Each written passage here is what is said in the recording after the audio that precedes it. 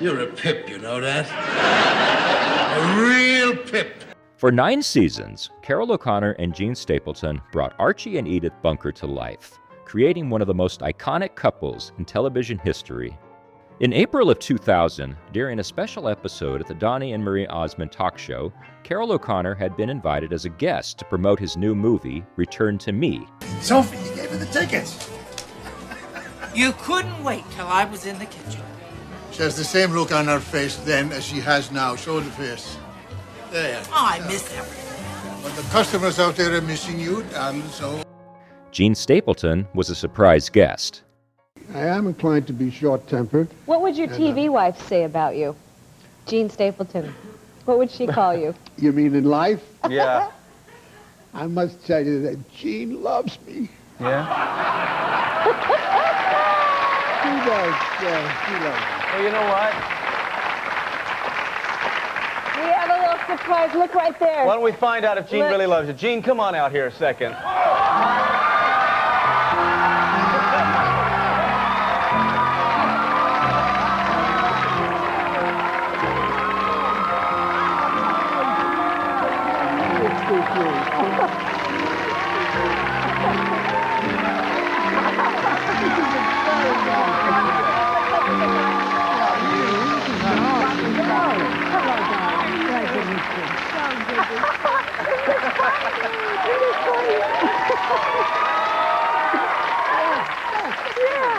We got you. Let me see. I'm supposed to sit here. They said sit near you. Oh, really? You should have moved over. I should have moved You over. have to move over. Sorry. Yeah, move over, Ted. That's through with me now. That's through with me. Okay. Okay. Kick him down there. I'm not up there. I'll do what I'm told. That's Isn't it. it great to see them together again, isn't it? We're gonna go to a commercial break, but when we come back, more with Carroll O'Connor and Jean Stapleton when we return. Stay right there. Oh, I know. We'll talk about the family. I hate the family. I meant your family. That's who I meant. Oh, I know, Archie. Let's talk about the good old days.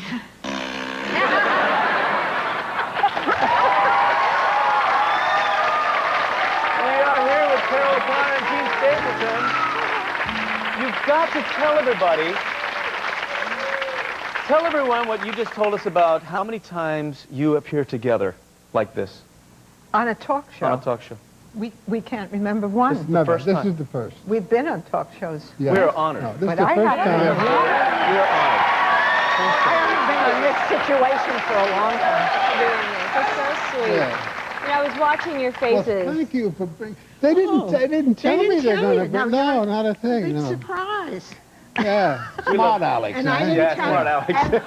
And I didn't say a word because I saw Carroll briefly on Monday night after the opening of this wonderful film called Return to Me. And there was so many people buzzing around him, but he introduced me to David Duchovny, which was very nice. But, but let me tell you that this is a beautiful picture. It's just lovely, and it's all about people. And there are no special effects. And suddenly you realize what the movie screen is meant for. It's really great. Yeah, that's and it. this, That's it. and this is what, Carroll, I didn't have time to tell you this the other night, but you play an Irishman who runs and owns this restaurant bar, and this man is so far from all the colors that you had to play in All in the Family. It's just, I would hardly, if I were not close to you, I would say, he looks familiar. Now, who is that? It's so different. Really? You know, Yeah, so yeah. that is the mark of a very fine actor. Absolutely. Absolutely. How does that make you feel to have Jean say that to you? How does that make me feel? It makes me feel like a little...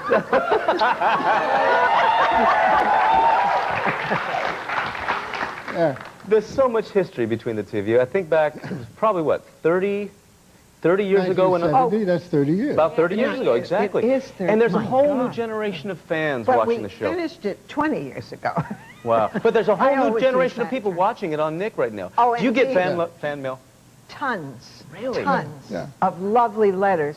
Some of them from young people who are seeing it for the first time.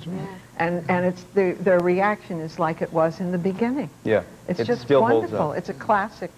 It really is a classic. I was watching the And- two of you. Oh, I'm sorry, please Go ahead, no. No, but I was watching the two of you watch the screen and watching yourselves. Would you do their voices? No. Oh, please. No. Just Why tell do you say no? Archie. I don't do that. Do you? No, I never did. Why do you say You no? don't? Well, in the first place, I only do it for pay.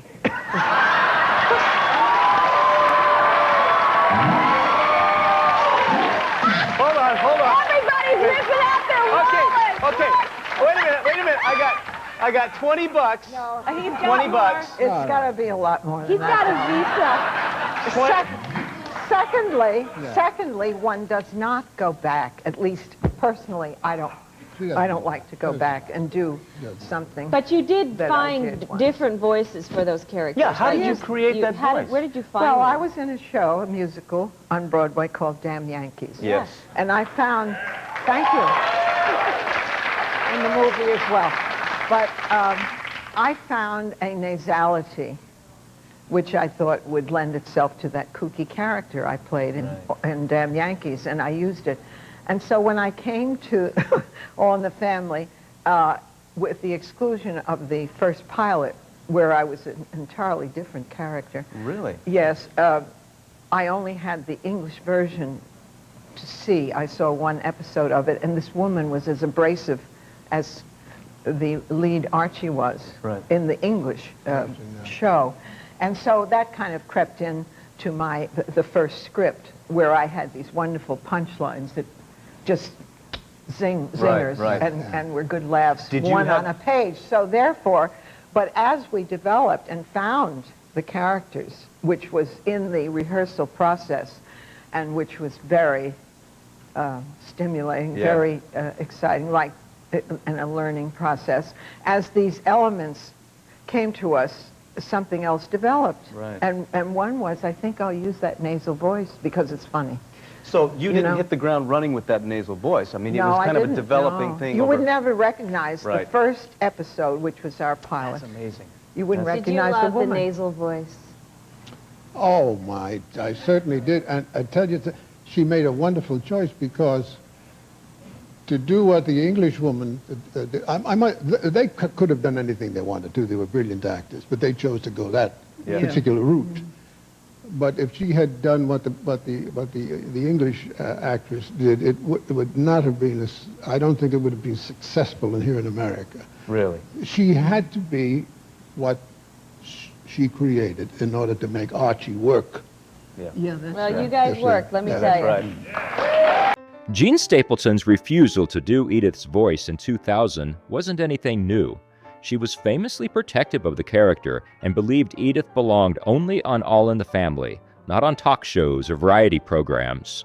She made that clear as far back as 1972, when she appeared on The Dick Cavett Show. When Cavett asked if she would say a few words as Edith, Jean politely declined. You don't have to do this if you don't want to, but it would be interesting just to hear the contrast between your own voice and Edith. Now that we've just heard you talk, let me see, I'll just give you a line. If you were to say as Edith now, my husband Archie wouldn't agree with you. Could you lapse into it? Would you excuse me if I didn't do that? Sure, I can see why you might not want to. Tell me why you'd rather not. That's interesting. Well, I like to, for the reason that we spoke of when we first started talking this evening, that I would like the public to realize that there are two identities to an actor who's playing a role.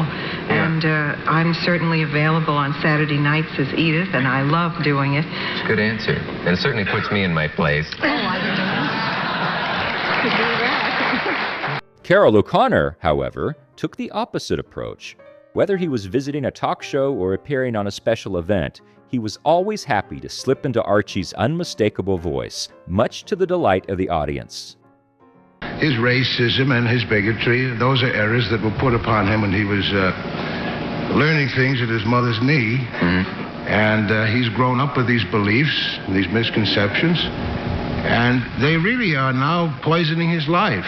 So you all must realize that while you're enjoying the show, and I'm delighted that you are enjoying the show, you must look at Archie as a man who could be getting a lot more out of his life if he didn't have these burdens on him and these things that have poisoned his life. People are probably surprised to hear you talk without Archie's own, dialogue, own speech pattern, own accents. Well, of course, anytime you want, I can lapse into that.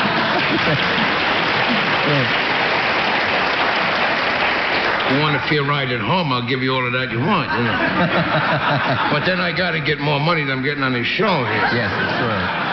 Also, I need some scripts for that, see? Although Carroll and Jean referred to the Donny and Marie appearance as their first talk show together, they had actually shared a television talk show stage before. In 1978, both appeared on the Dinah Shore Show to promote the donation of Archie and Edith's iconic chairs to the Smithsonian Institute. If you've just tuned into the show, you missed one of the most exciting moments for me we ever had on a television show. Carroll and Jean walked out, and our audience spontaneously stood up and gave them a standing ovation. And of course, it's much deserved, but it doesn't always happen in a television studio. And for a show that was supposed to be a 13-week gig, that's kind of exciting, isn't it? Certainly. Yeah, sure. I love people who stand up for me.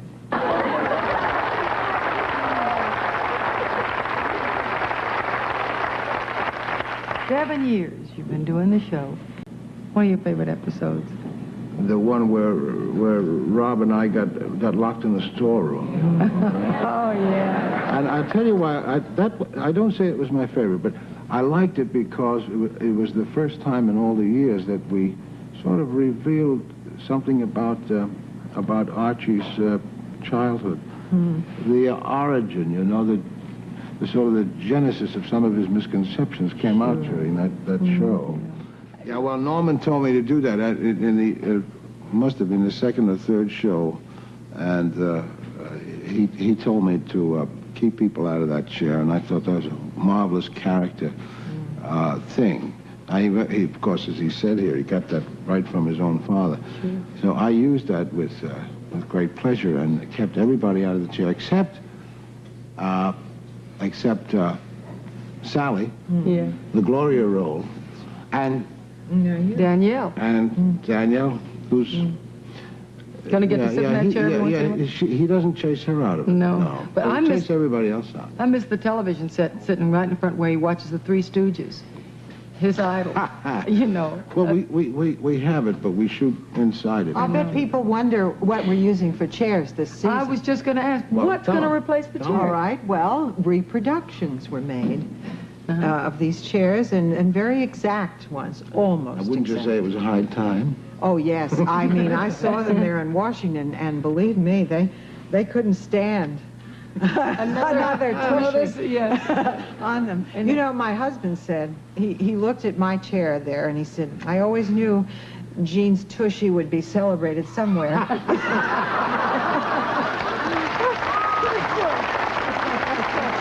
Whether they were appearing before a studio audience on a talk show or stepping onto the stage of a packed auditorium, Carroll O'Connor and Jean Stapleton were most always greeted with a standing ovation. One memorable example came at the 1996 Emmy Awards, where the audience welcomed the beloved duo with thunderous applause the moment they appeared.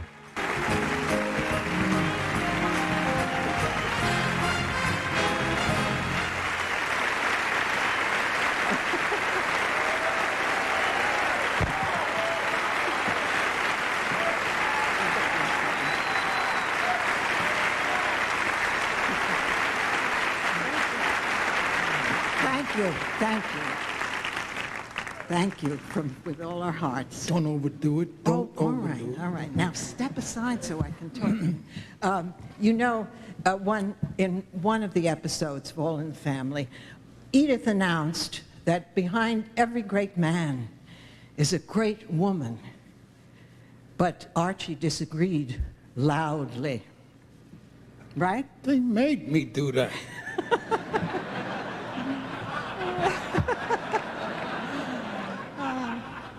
Some television couples become bigger than the shows that created them.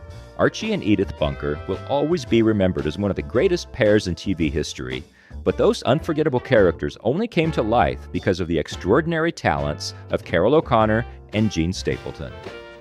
You're a pip. A real pip.